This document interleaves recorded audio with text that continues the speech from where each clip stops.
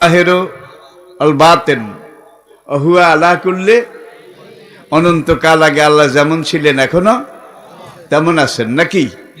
আন্নাল কুওয়াতা লিল্লাহি জামিয়া, সকল শক্তির একমাত্র উৎস আল্লাহ রাব্বুল আলামিন। পড়েন আলহামদুলিল্লাহ। হুয়াল আব্বালু ওয়াল আখিরু ওয়াজ জাহিরু আল বাতিন হুয়া আলা কুল্লি শাইইন কাদির। হযরত জুনায়েদ বাগদাদী রহমতুল্লাহ আলাইহি, আপনারা শুনেছেন, ইসলাম আমরা যাদের কাছ থেকে পেয়েছি তারা প্রথম পেয়েছি কোরআন থেকে। কোরআনকে গ্রহণ করে ধারণ করে নিজের জীবনে বাস্তবায়ন করে এই কোরআন লহে মাহফুজে যেইভাবে লেখা আছে ঠিক সেইভাবে এইখানে আপনার ঘরে লেখা আছে, ঠিক কিনা বলেন? বোধহয় একটা আলিফ বেশ কম আছে, একটা বা বোধহয় বেশ কম আছে। লহে মাহফুজে যেমন আছে আপনার ঘরে তাকের উপরেও ঠিক তেমন আছে। বাল হুয়া কুরআনুম মাজিদ ফি লাউহিম মাহফুজ। মাহফুজ আরবি শব্দ, কোরআনের শব্দ, এটার বাংলা হলো সংরক্ষিত, সংরক্ষিত, হেফাজতকৃত। তাহলে কোরআনকে হেফাজত করে কে? আল্লাহ। জোরে বলেন আল্লাহ। আল্লাহর হাত নরম না শক্ত? আল্লাহর হাতের বিরুদ্ধে পুরা দুনিয়ার নাস্তিক, মোরতাদ, কাফের, বেঈমান তারা যদি লেগে যায় আল্লাহর বিরুদ্ধে, তাইলে বোধহয় একটা কিছু ঘটাই ফেলবে। নাউজুবিল্লাহি মিন যালিক। কুন ফায়াকুন, হও হয়ে যায়, ঠিক কিনা বলেন? অনন্ত কোটি বছর আগে আল্লাহ যেমন ছিলেন এখনো তেমন আছেন। জুনায়েদ বাগদাদী রহমতুল্লাহ আলাইহি, তার সাথে এক ইহুদি ধর্মীয় নেতা, সে এসেছে বিতর্ক করার জন্যে। জুনায়েদ বাগদাদী রাহমাহুল্লাহ আলাইহি তিনি বললেন, মাননীয় পোপ, ধর্মীয় নেতা, আপনি কি প্রশ্ন করবেন করুন। ইহুদি ধর্মীয় নেতা প্রথম বলল, আল্লাহর আগে কি ছিল? আল্লাহর আগে কি ছিল? আমি কিন্তু জবাব এইভাবে দেই, হুয়াল আব্বালু, আল্লাহর আগে কোনো আগেই নাই। কি? আল্লাহর আগে কোনো আগেই নাই। শুরু আল্লাহ, শেষ আল্লাহ, আদি আল্লাহ, অন্ত আল্লাহ, দৃশ্য আল্লাহ, অদৃশ্য আল্লাহ, অহু আলা কুল্লি শাইইন কাদির। জুনায়েদ বাগদাদী রহমতুল্লাহ আলাইহি তিনি বললেন, আচ্ছা তুমি 10 থেকে নিচের দিকে উল্টা, 10 থেকে নিচের দিকে উল্টা শতকিয়া গুনতে পারো? পোপ বলে, হ্যাঁ হ্যাঁ 100 বার পারি। কয় গণ? সে গণনা শুরু করেছে। 10, 9, 8, 7, 6, 5, 4, 3, 2, 1। এখানে এসে থেমে গেছে। জুনায়েদ বাগদাদী রহমতুল্লাহ আলাইহি বলে, তারপরে কি? তারপরে পর নাই। তারপরে কি? তারপরে আর কিছু নাই। এটাই শুরু, এটাই আদি, এটাই অন্ত, এটাই পরম, এটাই চরম, এটাই শুরু, এটাই লক্ষ্য, এটাই মুখ্য। ঠিক না বে? ঠিক। বিলাতে আমাকে বার্মিংহাম ইন্টারন্যাশনাল, লন্ডন শহরের পরে যুক্তরাজ্যের সবচেয়ে বড় শহর যেটা বার্মিংহাম, আল্লাহ দাতা হলে, আল্লাহ দাতা হল, সেখানে আমি তাওহীদের উপরে যখন আলোচনা করেছি সেমিনারে, বিদেশের নিয়ম হলো আপনি 40 বা 45 মিনিট বক্তব্য রাখবেন একটা বিষয়ের উপরে। ওই 13 ক্ষেতের বেগুন একত্র করলে তরকারি স্বাদ হয় না। কি? 13 ক্ষেতের বেগুন একত্র করলে এটা সবজি হয় না, নিরামিষ হয় না। এটা এমনি একটা কিম্ভূত কিমাকার বিদঘুটে, ঠিক কিনা বলেন? যার জন্যে আলহামদুলিল্লাহ আমরা এখন শৃঙ্খলার মধ্যে এসে গিয়েছি। আন্তর্জাতিক দুনিয়ায়, বহির্বিশ্বে তাফসির হয়, সেমিনার হয়, সিম্পোজিয়াম হয়। সেখানে একটা মিটিংয়ে একটা বিষয়ের উপরে সব বক্তা বক্তৃতা দেয়, একটা বিষয়ের উপরে। তাইলে 3 জন 4 জন বক্তা যদি বক্তৃতা দেয় তাহলে বক্তব্যটা 3-4 রকমের হয়, বিষয় কিন্তু এক। বিষয় কিন্তু একটা বিষয়ের উপরে তারা এইভাবে চতুর্দিক থেকে অ্যানালাইসিস করে, ব্যাখ্যা করে, করার পরে শ্রোতারা একটা পরিষ্কার ধারণা ওই বিষয়টার উপরে লাভ করতে পারে। বক্তব্য শেষ, প্রশ্নোত্তর শুরু। একজন খ্রিস্টান সাংবাদিক আমাকে প্রশ্ন করলো, অনারেবল মাওলানা, আপনি যে আলোচনা করেছেন, যে উদাহরণ দিয়েছেন, আমরা খুব প্লিজড, আমরা খুবই সন্তুষ্ট হয়েছি। তবে আপনার কাছে একটা প্রশ্ন, যে আল্লাহ কয়জন? আল্লাহ কয়জন? ভদ্রলোক যেহেতু খ্রিস্টান, খ্রিস্টানরা 3 জন মানে, কয়জন? গড দি ফাদার, আল্লাহ নিজে, গড দি মাদার, আল্লাহর বউ ঈসা নবীর মা মরিয়ম, আল্লাহর বউ, ওই আল্লাহর বউ দুইজনের মিলনে গড দা হোলি ঘোস্ট, পবিত্র পুত্র ঈসার জন্ম। পড়েন নাউজুবিল্লাহ। অকালাতিল ইয়াহুদ উযাইর ইবনুল্লাহ, ইহুদিরা বলে আল্লাহ নিজে এক খোদা, আল্লাহর পুত্র উযাইর আরেক খোদা। প্রাচীন ভারতে সত্যযুগ, ত্রেতা যুগ, দাপর যুগে তারা একত্ববাদী ছিল।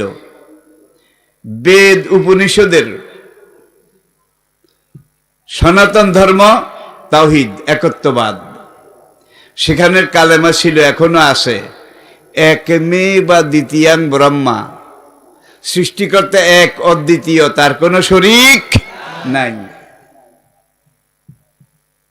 এরপরে বলা হচ্ছে সর্বধর্মাং পরিত্যাজ্য মামেকং শরণং ব্রজ। তুমি যদি এই জীবনে শান্তি পেতে চাও, আরেক জীবনে মুক্তি পেতে চাও, তাহলে একমাত্র আমি স্রষ্টার ইবাদত করো, আমি স্রষ্টার সাথে কাউকে শরীক করো না। বেদের, গীতার, উপনিষদের কোন জায়গায় যদি মূর্তি পূজার একটা কথা দেখাইতে পারেন, একটা, বেশি না, তাহলে আমি ওয়াজ নসিহত সব ছেড়ে দিয়ে টিয়ে সব কিছু ইস্তেফা দিয়ে আমি মূর্তি পূজা শুরু করব। বেদে নাই, গীতায় নাই, উপনিষদে নাই, কোন অতীতের ধর্মগ্রন্থে নাই। এই পূজা কোথা থেকে আসলো? কে বানাইলো? এরপরে আসেন যে বেদ, গীতা, উপনিষদ, তার মূল ছিল, প্রথম শুরু ছিল তাওহীদ। এক মে বা দ্বিতীয়াং ব্রহ্ম সর্বং খলবিদং ব্রহ্ম সর্বধর্মাং পরিত্যাজ্য মামেকং শরণং ব্রজ। প্রায় 3000 বছরের বেশি সেই জনপদে এক স্রষ্টা, এক ব্রহ্মার পূজা এটা চলল। এরপরে দেখা গেল মানুষ বাড়ে, খালি বাড়ে, বাড়তে বাড়তে এখন কারো যার যা জরুরত প্রয়োজন এগুলা ঠিক মতো পুরা হয় না। এখানে শর্ট, এখানে অভাব, এখানে ঘাটতি, এখানে অল্প, যা দরকার কোনোটাই পরিপূর্ণতা পাচ্ছে না। এখন ওই ভক্তেরা, বান্দারা মিছিল করে তারা মন্দিরে আসলো, ব্রাহ্মণ ঠাকুরদেরকে বলল যে এক ব্রহ্মা একজন, একজনে বোধহয় পেরে উঠে না, কারণ বান্দা বেশি হয়ে গেছে। এখন আমরা যত পূজা করি, যত কিছু করি, কাম হয় না। তাইলে what can we do now? এখন আমরা কি করতে পারি? মন্দিরের ব্রাহ্মণেরা তাদেরকে যুক্তি দিলেন, আসলে ঠিক একজনে পারে না, এক কাম করো, এখন থেকে গড 3 জন। কি? ব্রহ্মা সৃষ্টিকর্তা, বিষ্ণু পালনকর্তা, শিব ধ্বংসকর্তা, 3 জনের দায়িত্ব দিছে। এটার নাম ত্রিত্ববাদ। 3 দেবতায় এই বিশ্ব চালায়। এইটার পূজা চললো আরো দীর্ঘ বছরের পর বছর। এরপরে দেখা গেল ভক্তদের অভাব আরো বাড়ছে, দুর্গতি আরো বাড়ছে। আবার তারা ধর্মীয় নেতাদের কাছে আসলো যে একজনে পেরে উঠে না, তিনজন করলেন, এখন তিনজনও তো পারে না। আমাদের অভাব তো যায় না, করবোটা কি? বলে যে আসলেও তিনজনে পেরে উঠে না, তাহলে এক কাজ করো, এখন থেকে সামনের দিকে 33 কোটি। কোথায় 3, কোথায় 33 কোটি দেবদেবী, এটা তোমরা পূজা করতে থাকো, তাহলে অভাব চলে যাবে। এইটার পূজা চললো আরো দীর্ঘ কালব্যাপী। দেখা গেল অভাব আরো বাড়ছে, কমে না, দুর্গতি আরো বেড়েছে। আবার গেল ভক্তেরা যে 33 কোটি অত পারে না, আমাদের অভাব তো যায় না, করবোটা কি? বন্দা এত বাড়া বেড়েছে, 33 কোটিও পারে না। তাহলে একটা কাজ করো, যত নর তত নারায়ণ, যত কল্লা তত আল্লাহ, যত জীব তত শিব। এই মতবাদের নাম হলো সর্বেশ্বরবাদ। কি সর্বেশ্বরবাদ? যত জীব তত শিব, যত নর তত নারায়ণ, যত কল্লা তত আল্লাহ। তাইলে আমরা দেখি উপমহাদেশে একটা জাতি আছে, তাদের মতাদর্শ এইটা। খ্রিস্টানদের মতাদর্শ আল্লাহ 3 জন। কয়জন? ইহুদিদের মতাদর্শ 2 জন। আর কোরআন মুসলমানের মতাদর্শ কুল হু আল্লাহু আহাদ, হু আল্লাহুল্লাযী লা ইলাহা ইল্লাহু, এক একক, চিন্ময়, অব্যয়, অরূপ, অতুল, কালজয়ী, চিরন্তন। তিনি স্রষ্টা, তিনি দ্রষ্টা, তিনি সৃষ্টিকর্তা, তিনি পালনকর্তা, তিনি রিজিকদাতা, তিনি জীবনদাতা, তিনি মৃত্যুদাতা, তিনি রোগদাতা, তিনি শোকদাতা, তিনি জীবনের সব কিছুর দাতা। কয়জন? একজন।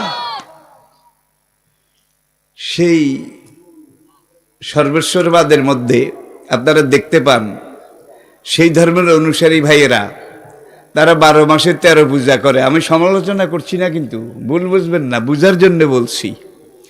তারা রেজেকের জন্য দুর্গার পূজা করে, এইটা হইলে করে বড় খোদা দি গ্রেট, রেজেকের ব্যবস্থা হয় আর কি। শক্তির জন্যে তারা লক্ষ্মী দেবতার পূজা করে, লক্ষ্মী পূজা।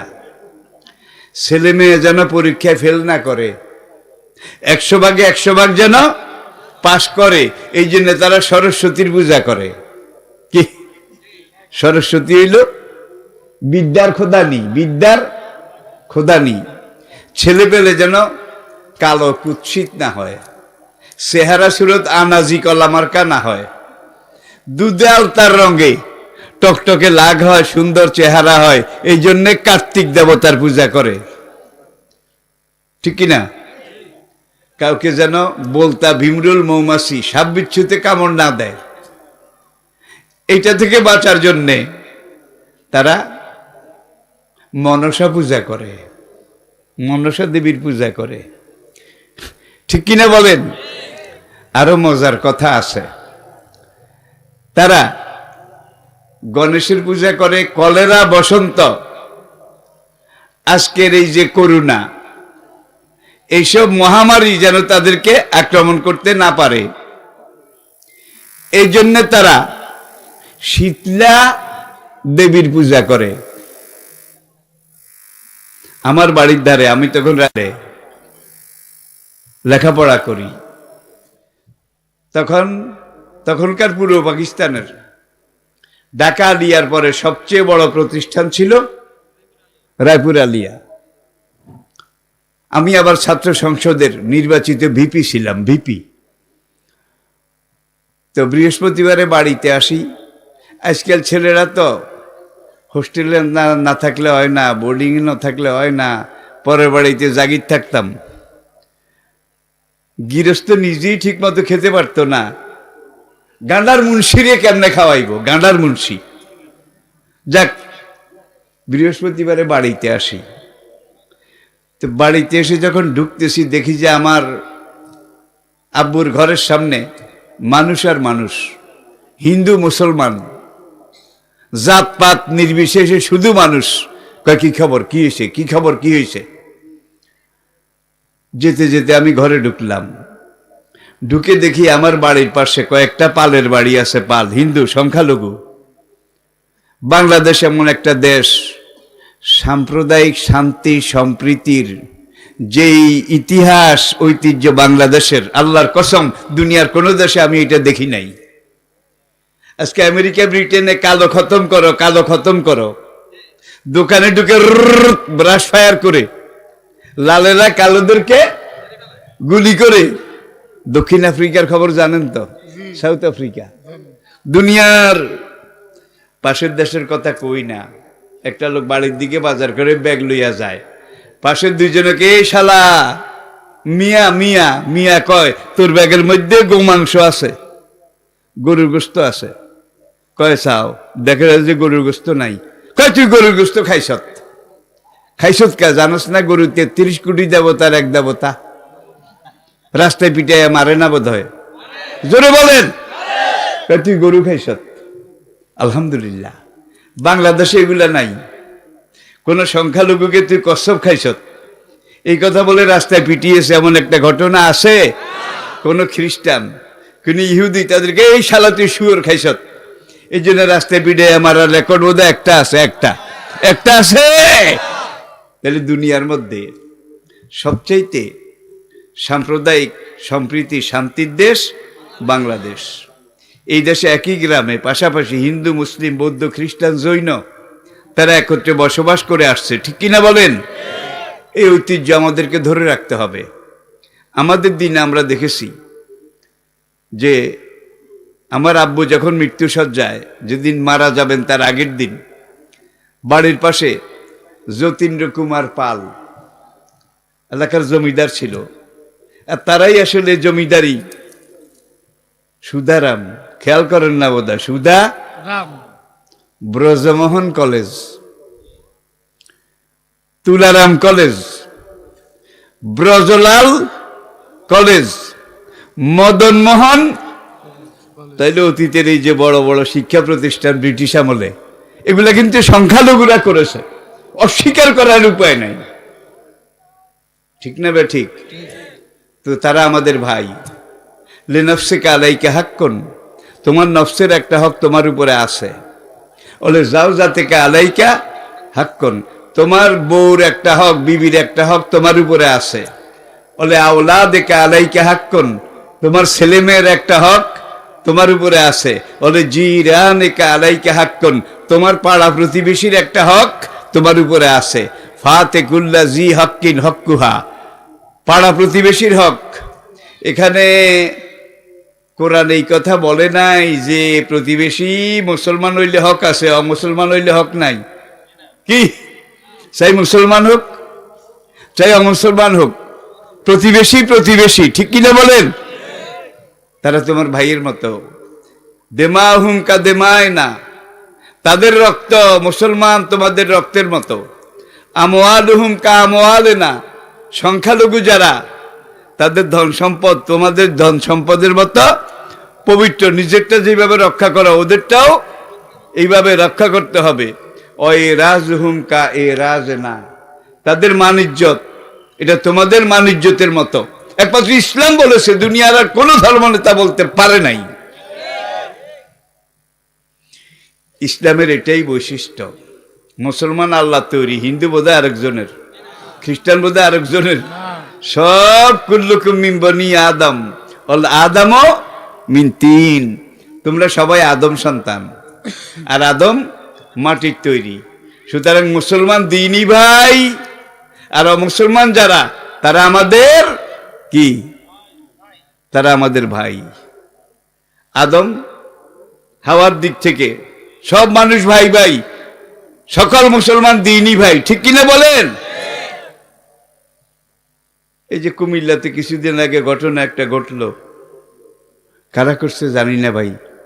আইলগড়ের আগুন বাইলগড়ে লাগাইছে, আইলগড়ের আগুন। আবার আমাদের দেশে কিছু মানুষের এখন একটা ব্যারাম হইয়া গেছে, কোনোখানে যদি নেগেটিভ কিছু হয়, অমুক দল অমুকে অমুকে, মন্ত্রীরা মিনিস্টাররা অমুক দল অমুক দল অমুক দল, ঠিক কিনা বলেন? এখন অমুক দলের অবস্থা 10 চক্রে ভগবান ভূত, 10 চক্রে। আবার আরেকজন মন্ত্রী, অবশ্য ফুল না, হাফ হাফ হাফ।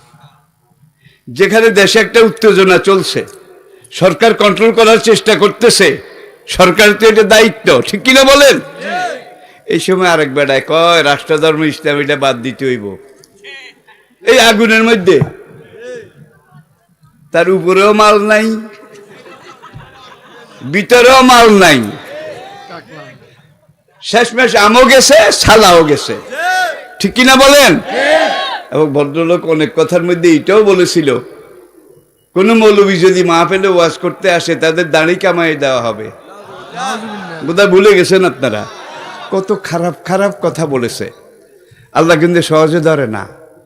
যে এই বেড়ার মতো নগদ এমন ধরা দিতে আমি আমার জীবনে দেখি নাই।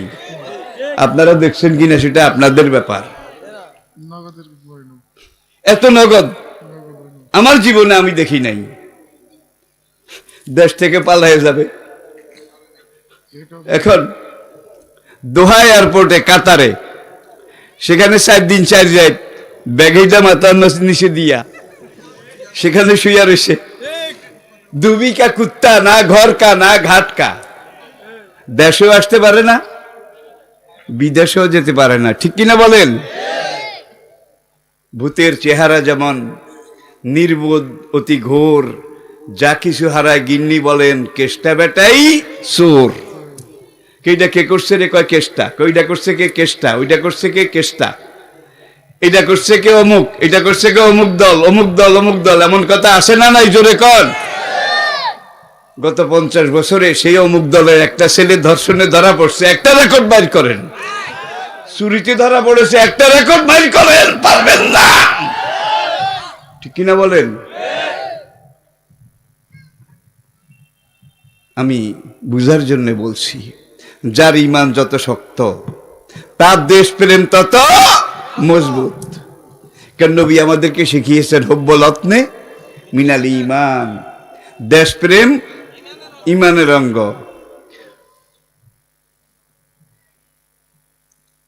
হারবাং দাদা দুলাহাজারা খ্রিস্টান হাসপাতালের পরে চট্টগ্রাম কক্সবাজার রোডে 2 দিকে পাহাড়, জঙ্গল জঙ্গল, আপনারা তো জানেন যারা গেছেন। এখন সেখানে বিজিবি টহল দেয়। বিজিবির গাড়ির সাইরেন কিন্তু অন্যরকম। কি অন্যরকম? এখন ওই যে একদল বাংলাদেশ থেকে সোনা নিয়ে যায়, বার্মা পাচার করবে, আবার বার্মা থেকে ইয়াবা ফেন্সিডি লেগুলা বাংলাদেশে আনবে। চোরা কারবারি আছে না নাই? মাদক নেশা পাচারকারী। এখন এদের স্বর্ণ নিয়ে যাচ্ছে কয়েক কেজি। এরপরে এই স্বর্ণ এগুলা ওখানে নাফ নদীর পাড়ে গিয়ে ওদেরকে গসাইয়া দেবে, আর ওখান থেকে ইয়াবা নেশা এগুলো নিয়ে আসবে, সোনার বদলে নেশা নিয়ে আসবে। দেখেন কি গবেট, গরুর যে কদ্দুর বুদ্ধি আছে। এখন বিজিবি যখন গাড়িতে সাইরেন দিল, রাত তখন 2:30। এখন চোরারা গান গায়, আমার সোনার বাংলা আমি তোমায় ভালোবাসি। বিজিবির মধ্যে কিছু চালাক অফিসার আছিল, কেন সোনার বাংলা দেশপ্রেম গাওয়া ভালো, কিন্তু রাতে 2:30 বুঝা যায় দাল মে কুচ আমি তোমায় ভালোবাসি। এটা বেশি যারা কয় চোর তারাই বেশি, বাপ তারাই বেশি, ঠিক কিনা বলেন? প্রিয় ভাইয়েরা, আমি কাউকে হিট করছি না, আমি নিরপেক্ষ কথাগুলো বলছি। আজকে দৈনিক পত্রিকা যারা পড়েছেন, দৈনিক পত্রিকা, আজকের দৈনিক পত্রিকা এসেছে যে গেল 1 বছরে বাংলাদেশে কোটিপতির সংখ্যা 20 লক্ষ অতিক্রম করেছে। 20 লাখ কোটিপতি। তাহলে মালপানি যা আসিল কি একদিকে চলে গেছে, ঠিক না বে ঠিক? এইটাও আমার আলোচনার বিষয় নয়। ইসলাম আসার আগে মক্কাতে ঠিক এই অবস্থায় আসিল। যারা সমাজের নেতা ছিল, শাসন কার্য পরিচালনা করত, সব সম্পদ তারা এইভাবে নিজেদের নিয়ে কুক্ষিগত করেছে, আর পুরা সমাজ ছিল তাদের গোলাম, ঠিক কিনা বলেন? তো আপনারা মূল কথা ভুলে গেলে চলবে না। আচ্ছা, সরস্বতী হলো বিদ্যার খোদানি। কি সরস্বতী পূজা করলে ছেলে মেয়েরা আর পরীক্ষা ফেল করে না, কার্তিক পূজা করলে ছেলে মেয়ে কোনোটা কালা হয় না, শীতলা পূজা করলে বলসা বিমরুল মৌমাছি কামড়া না, সাপ বিচ্ছুত তো খায় না। তাইলে আপনারা মুসলমানের বাচ্চা ছেলে মেয়েরা যারা জীবনে একবারও সরস্বতীর পূজা করেন নাই, তারা সবাই পরীক্ষা ফেল করেছে, 100 জনে 100 জন, ঠিক না? আর যারা সরস্বতীর পূজা করেছে তারা 100 জনে 100 জন পাস করেছে। কি পাশের হার ফেলের হাস? দেখা যায় পূজা যারা করে তাদের যেরকম, যারা না করে তাদেরও সেরকম। তাহলে বুঝা গেল এটা কিছু যায়ও না, আসেও না। তো ঘরে ঢুকে দেখি যে আমার বাড়ির পাশের গৌরাঙ্গ চন্দ্রপাল, গৌরাঙ্গ গেছিল বাজারে। তখনকার দিনে তো কারেন্ট ছিল না, বিদ্যুৎ ছিল না, হাঁটার মতো কোনো ভালো পথঘাটও ছিল না। বাজার করে আসে মাগরিবের পরে। বাড়ির পূব দিকে এখানে একটা জঙ্গল বাড়ি আছে, এখানে তাকে গোখরা সাপের পিঠে পাড়া দিছে খচ্চর করে। গোখরা সাপ বিলাতে লন্ডন জুতে দেখছিলাম, the most dangerous snake's of the world, দুনিয়ার সবচাইতে বিষাক্ত মারাত্মক সাপ যেটা, আপনারা কোন হানো খাপ, কি কন হানো খাপ, দুনিয়ার সবচাইতে। কাউকে যদি একবার ছোপ দেয় তাহলে নিচে 4 মিনিট, উপরে 2 ঘন্টা। উপযুক্ত ব্যবস্থা না দিলে এর মধ্যেই শেষ হয়ে যায়। এটা হলো বিষের প্রতিক্রিয়া। তো আমি যে কথাটা আপনাদেরকে বলছিলাম সেটা হলো, আপনারা যারা জীবনে একবারও কার্তিক দেবতার পূজা করেন নাই, কার্তিক আপনাদের ছেলে মেয়ে সব কালা হইছে, সোয়া লম্বা, চেহারা আনাজি কলা মার্কা। আর যারা কার্তিক দেবতার পূজা করেছে তাদের সব ছেলে মেয়ে দুধে আলতার রঙে।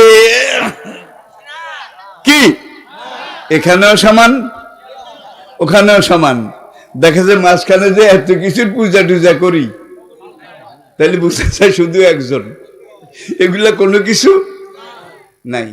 তা আমি গৌরাঙ্গ আঙ্গরে জেডা কইতো, জেডা, আমরাও জেডা কইতাম। আমার বাপের বয়সে বড় ছিল, তারে গোখরা সাপে কামড়াইছে। এখন ওই ঘরের সামনে শোয়াইয়া আমার আব্বু, তিনি কোরআন আয়াত পড়েন, কালা খোঁজহা ওয়ালা তাখাফ সানুইদুহা সিরাতাহাল উলা। 3 বার এভাবে হাত বুলাইছে। এখানে একটু ফেনা আসিল, ফেনা, ফেনা বুঝেন তো? এখানে একটু ফেনা, নিঃশ্বাস টিশ্বাস কিচ্ছু নেই, হার্টবিটও নাই। আমার আব্বু আয়াত এটা পড়ে, অনুনাজ্জিলু মিনাল কোরআনে মা হুয়া শিফাউন ওয়া রাহমাতুল লিল মুমিনিন। এখন চোখ মেলছে। আমার আব্বারে দেইকা নমস্কার হুজুর নমস্কার, কাই কো নাই, কার ঘরের সামনে। এবার গৌরাঙ্গ বলে, আরে এনো কে আনছে? দেখেন সে তো মরেই গেছিল, মরেই গেছিল। এখন পুরা সুস্থ হয়েছে। ভাই ঘরের সামনে লোক ধরে না, কারণ হিন্দু জমিদার মারা গেছে আর মুসলমানরা তাদের বাড়িতে কামকাজ করে। কি আমি মুসলমানদের ছোট করছি না, আমি দেখছি যেটা সেটা বলছি।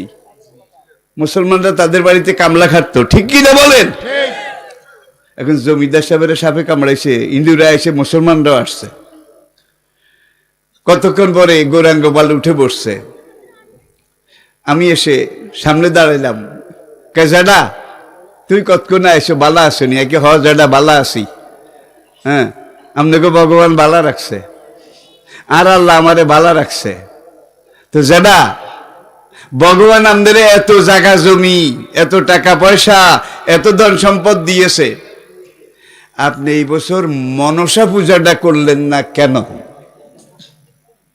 ঈশ্বরের দোয়াই করছি।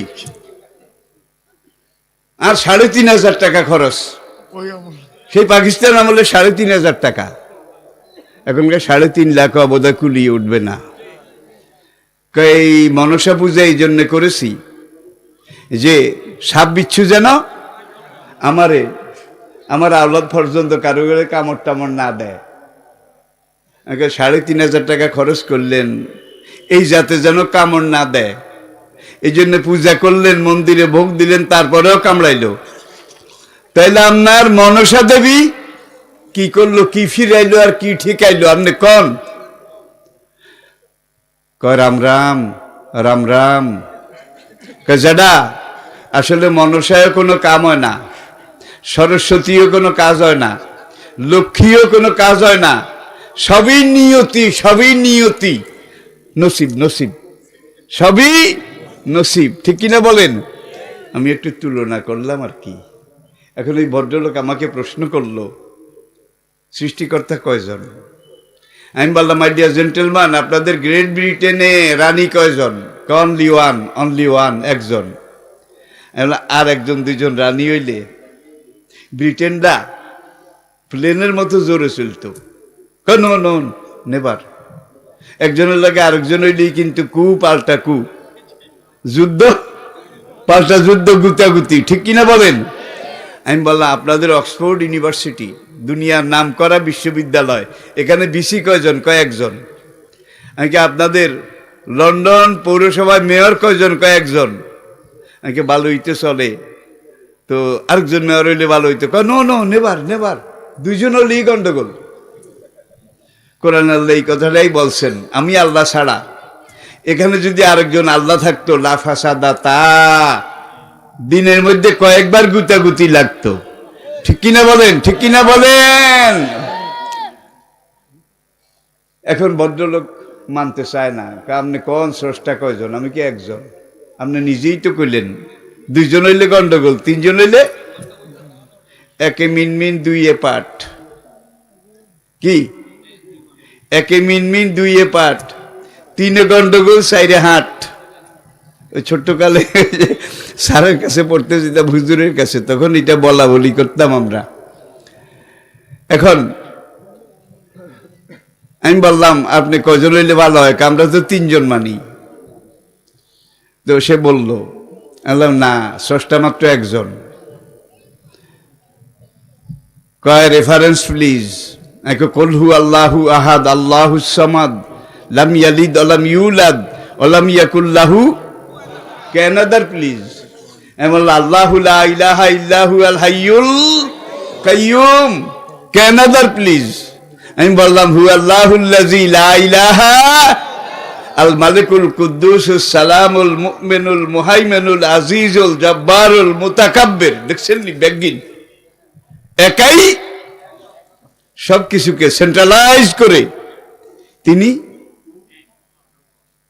পরিচালনা করেন। কে? যেরকম কে? আল্লাহ। এই যে মাথার উপরে আসমানটা, এই প্যান্ডেলের মধ্যে খুঁটি কয়টা লাগাইছেন? আবার বুতিরও আছে, বারেদি বাঁশও আছে, পাতালি দি গেলে, ঠিক কিনা বলেন? আপনার মাথার উপর যে এত বড় একটা ছাদ আসমান, এটার মধ্যে হালা কৌগা আছে, কম লাগবো? আড়া বুতির দৌড় হাইল বেকারে আমাদিন, কোনো খুঁটি নাই, কোনো আড়া, কোনো বর্গা, কোনো কিচ্ছু নাই, ঠিক কিনা বলেন? এরপরে বলছে সূরায়ে আম্বিয়া 32 নম্বর আয়াতে, 32 নম্বর আয়াত সূরা আম্বিয়া। বাড়িতে গিয়ে দেখে নেবেন যে তোমাদের মাথার উপরে যে মহাশূন্য জগৎ আসমান, এটাকে আমি আল্লাহ এমন ভাবে হেফাজত করেছি, তোমাদের মাথার উপরে একটা ছাদ আমি আল্লাহ তৈরি করে দিয়েছি, যে ছাদটা তোমরা তাকাইলে দেখো না। বিজ্ঞানীরা এই ছাদটা কি মহাশূন্যে গবেষণা করে ওটার শেষমেশ পাইছে। এই ছাদটা হলো জমিন থেকে একটা নির্ধারিত পর্যায়ে উঠলে, কেউ কেউ বলেছে 60,000 ফিট, 60,000 ফিট।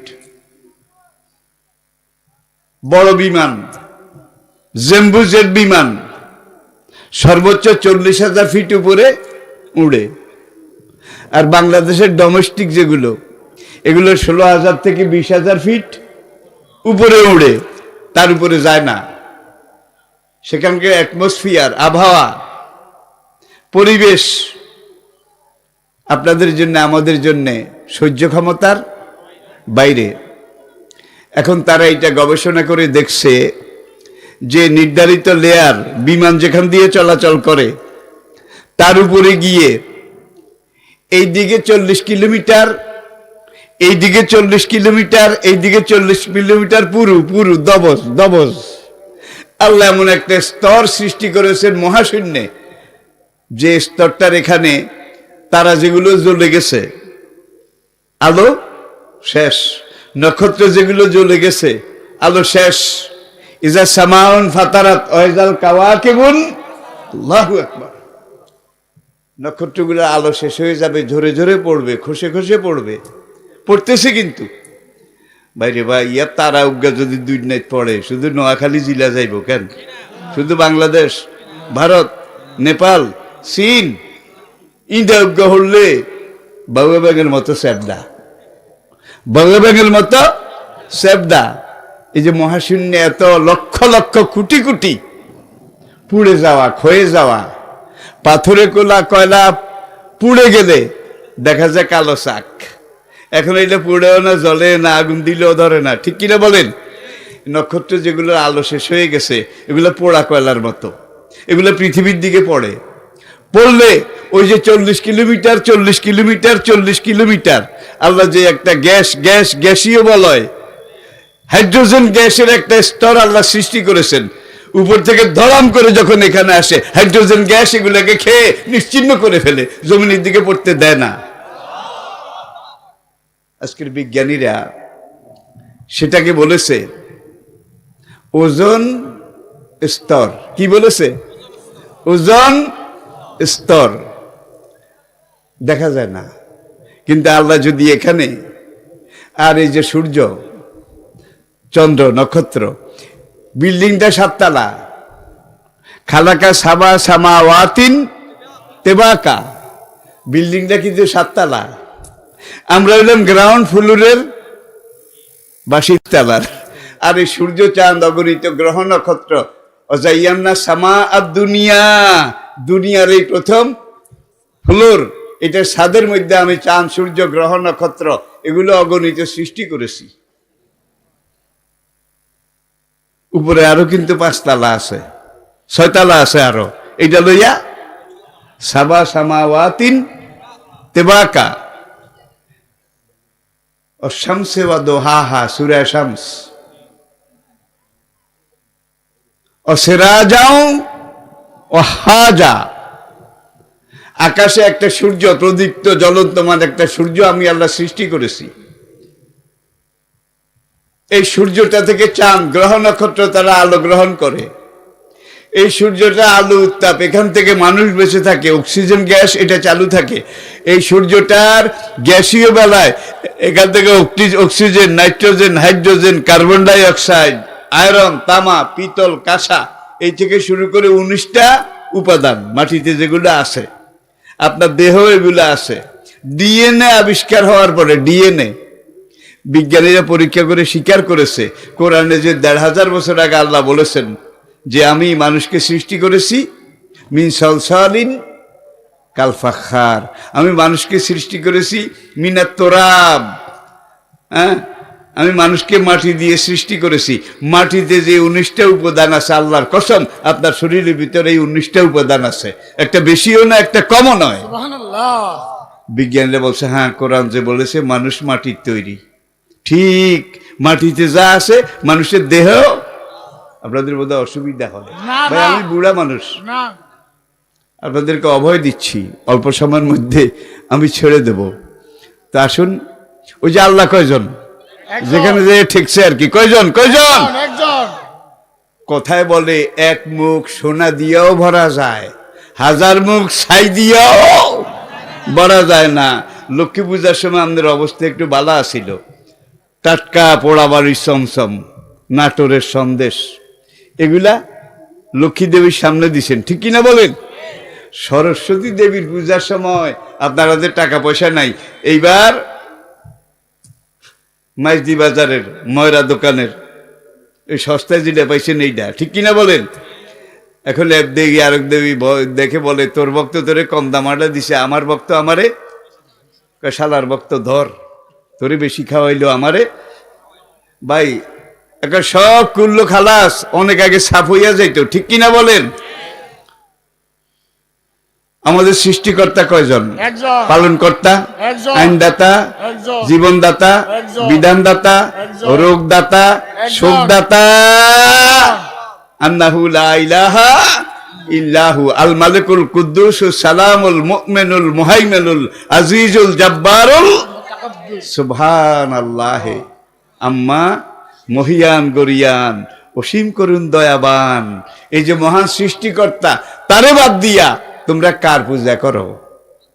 তাইলে একমাত্র পূজা করতে হবে কার? আল্লাহ। আরাধনা করতে হবে কার? আল্লাহ। ইবাদত করতে হবে কার? আল্লাহ। আনেবুদুল্লাহ ওয়াস্তানিবুত তাগুত আনেবুদুনি হাযা সিরাতুম মুস্তাকিম। আমি কিন্তু প্রত্যেকটা কথার সাথে কোরআন আয়াত বলতেছি, তরজমা করে কুলানো যাবে না। আপনারা বুঝবেন এই কথার সাথে এই আয়াতটা রিলেটেড।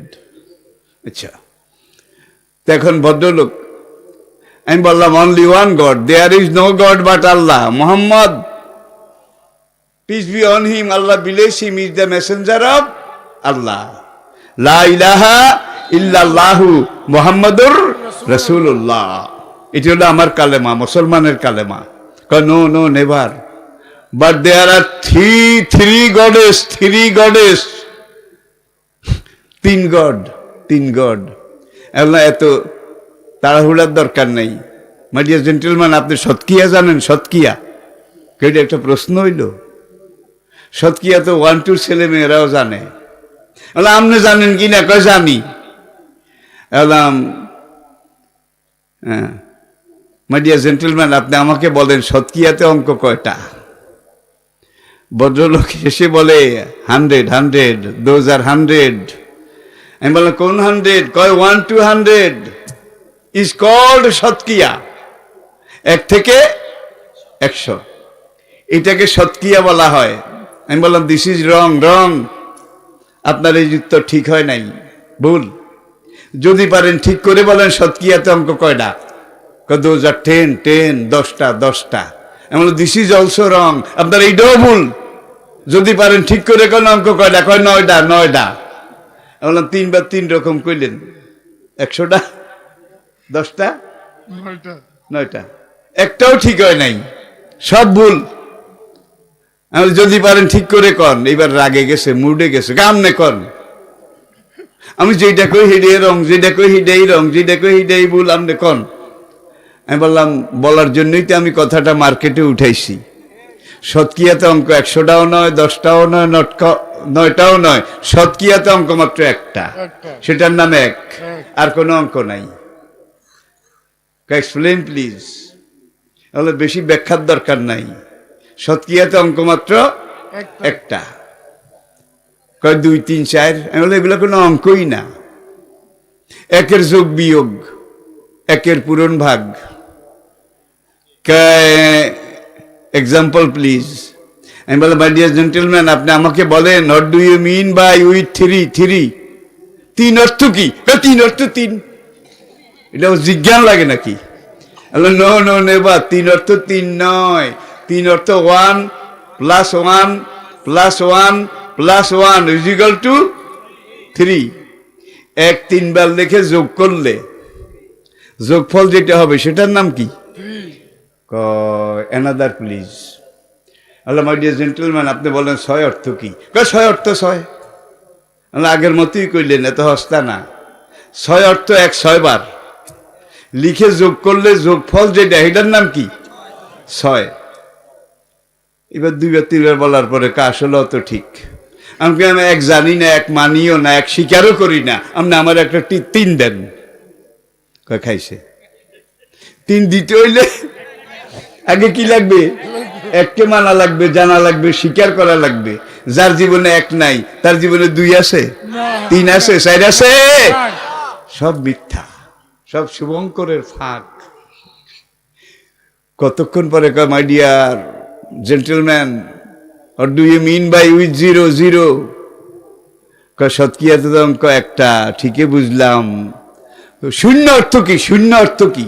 0। 0 = 0, 0 is nothing। 0 অর্থ কিছুই না, nothing. No but 0 is something। আমি বললাম no no, zero is nothing. আমি বলি নাথিং, সে বলে সামথিং। জিরোর দাম আছে, এটা একটা দরকারি কিছু। আমি বললাম no, zero is nothing. Example please. আমি বললাম মাই ডিয়ার জেন্টেলম্যান, এক মানেন তো, এক মানেন তো। ঠেলা কথা, মানাইলেন তো। আমি মানাইলাম না, আমনে কন পারফেক্ট ওয়ান, পারফেক্ট ওয়ান, আমি মানলাম। এইবার আপনি রাইট ডাউন প্লিজ, ডায়েরি বাইর করেন, ডায়েরিতে এক লেখেন, এক, ওয়ান ওয়ান লেখছে। বললাম এইবার ওয়ানের ইন লেফট সাইড, বাম দিকে পেছনে একটা শূন্য লেখেন, কারণ সে বলছে একটা শূন্য লিখলে 10 গুণ বাড়ে। কি, 2টা শূন্য দিলে 100 গুণ বাড়ে, 3টা দিলে 1000 গুণ বাড়ে। আর আপনি কোন zero is nothing. Nothing is nothing, যেটা নাথিং এটাকে আমি থিং বলবো কিভাবে? No no, but zero is something. No no, zero is nothing. এইবার এক লিখছে।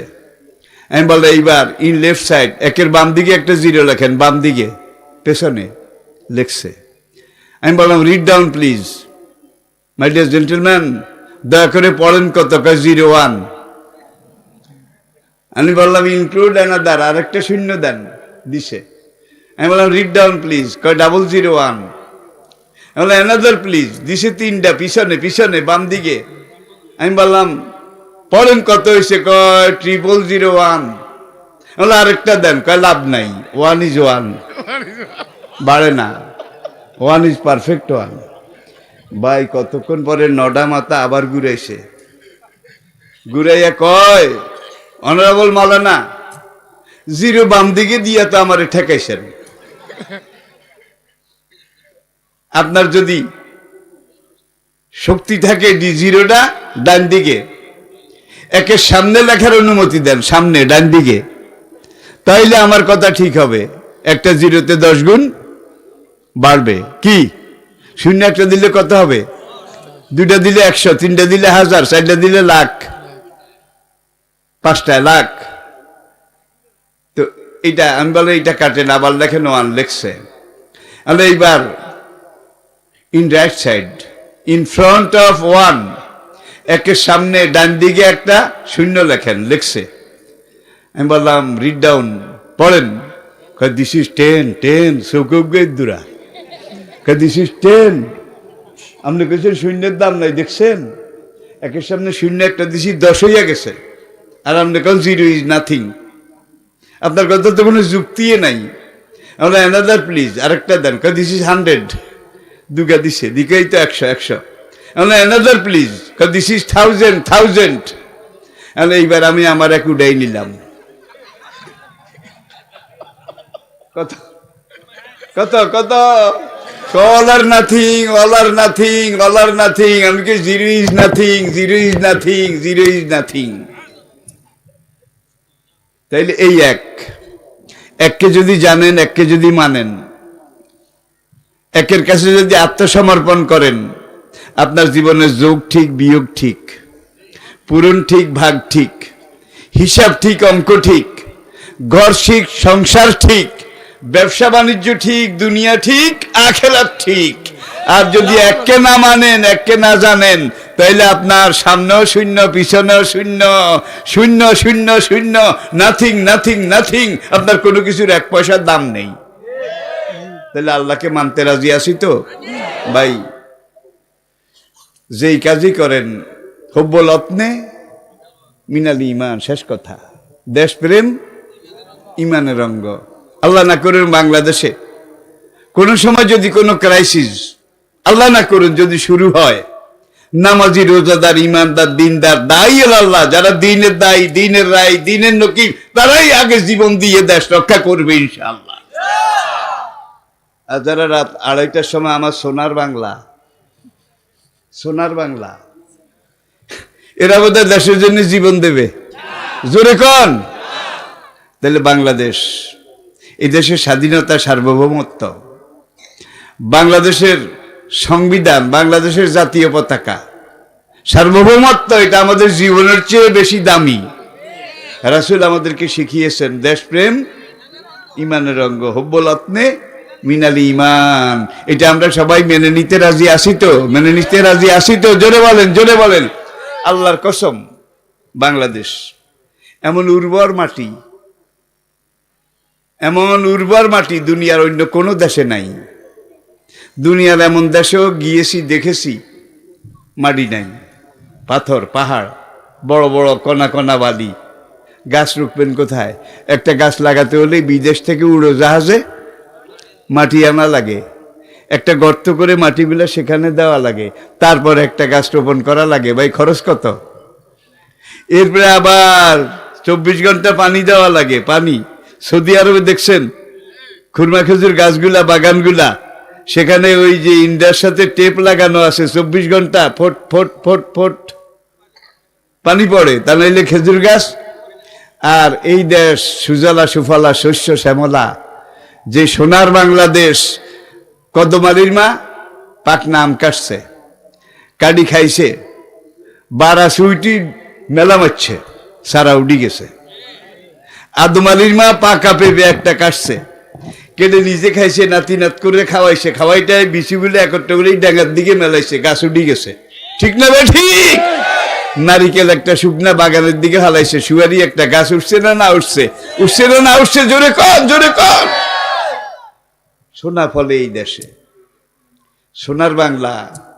এটা বানাইতে বেশি দেরি লাগবে না, সময়ও লাগবে না।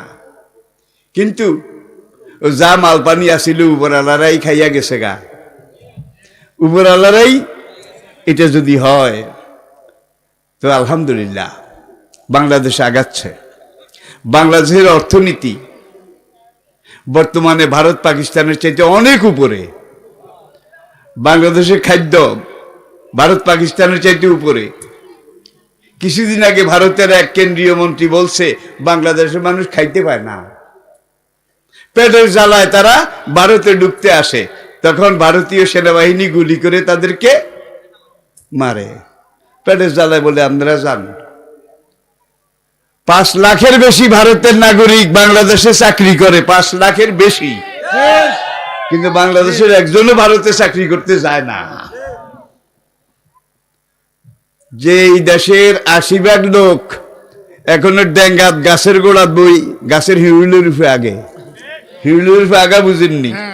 80% মানুষ এখনো খোলা মাঠে, বাগানে, গাছের গোড়ায় হাগে। আর বাংলাদেশে 100% টয়লেট, 100% স্যানিটারি। ঠিক কিনা বলে? আর ব্যক্তি হিসাবে আমাদের যে আয়, এটা ভারত পাকিস্তানের চেয়ে বেশি। আর কামরা হেডের জ্বালায় বলে হি অনুযায়ী গুলি খাই মরি হেডের জ্বালায়। আচ্ছা, পশ্চিমেও তো ভারতের বর্ডার আছে পাকিস্তানের সাথে, সেখানে বছরে কৌগা গুলি করে মারে। কন লাগবো ভাই? উগা মারি চাস না, কত দানে কত চাউল লগে লগে রাম হিলান হিলাইব। চীনের সাথে বর্ডার আছে, সেখানে 10 বছরে কৌগা মরে, উগাও না। আর বাংলাদেশে মাসে কৌগা মরে বর্ডারে। তাহলে লেডার মা ব্যাকের ভাবি, লেডার বউ ব্যাকের ভাবি, এটা মনে করলে চলবে না। আমরা মুসলমান, বীরের জাত, শেরে খোদা হযরত আলীর রক্ত আমাদের দেহে আছে, খালিদ বিন ওলীদের রক্ত আমাদের দেহে আছে। শুধু ইসলামের চেতনা, প্রেরণা, ইসলামের শিক্ষা, এটা যদি একবার জাতিকে আমরা দিতে পারি, কোরআনের শিক্ষা দিতে পারি, তারা 12ই একবার নারায়ে তাকবীর আল্লাহু আকবার কইলেই দেখবেন যে সব খালাস। মক্কা বিজয়ের চাইতে আরো বেশি হবে। ঠিক না ভাই? ঠিক। আমরা দেশটাকে ভালোবাসি। সবাই রাজি আছেন তো? আত্মায়াতের কায়দায় বসুন। 2 মিনিটে মুনাজাত শেষ। 2 মিনিট সবাই পড়েন বিসমিল্লাহির রহমানির রাহিম।